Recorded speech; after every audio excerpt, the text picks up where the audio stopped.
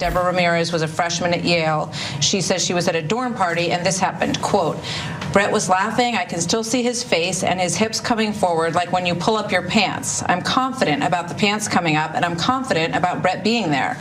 She was initially uncertain it was you, they write in this piece, but after 6 days, she's confident enough, she says. Should the American people view her as credible? I never did any such thing.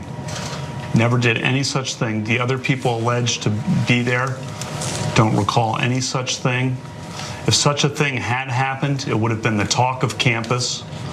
The women I knew in college and the men I knew in college says it's inconceivable that I could have done such a thing. It now feels like forever that Brett Kavanaugh has been on the Supreme Court, but it really wasn't that long ago that we were in the thick of his confirmation battle, trying to figure out if America would pass the incredibly low bar of choosing someone for the court that was not saddled by so many obvious massive issues lurking in his past. And during that battle, there was an investigation by the FBI. But what was that investigation actually like? How deep was it? Was it designed to actually get us to the truth of who this person was, and was he qualified to be on the Supreme Court? Well, on Wednesday morning, Senator Sheldon Whitehouse's office released a June 30th letter from FBI Assistant Director Jill Tyson.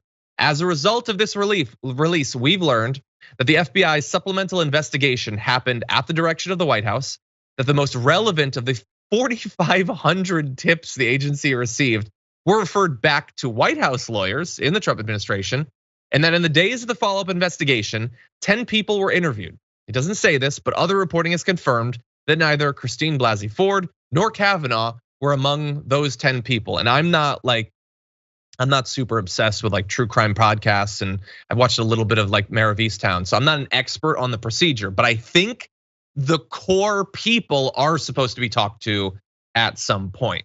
And so they didn't do that. They collected tips, they didn't look into them. They gave them to the Trump lawyers as if to give them ammunition to then use in the public debates. They didn't talk to the core people. So, I mean, it's not like we have a lot of faith in the process that this is now destroying.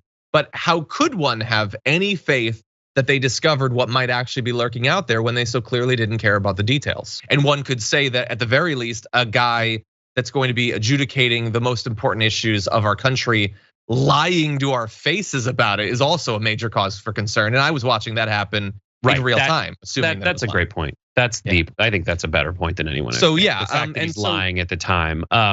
But because you could say there's a difference between a teenager doing something horrible and a 40-year-old man doing something horrible, and him lying to our face is way, way horrible. If those 4,500 tips end up bearing out that we can prove it, then yes, exactly. Yeah. Well, anyway, at least the details are out. We'll see if anything comes of it. This is America. It's 2021, so I doubt anything will, unfortunately.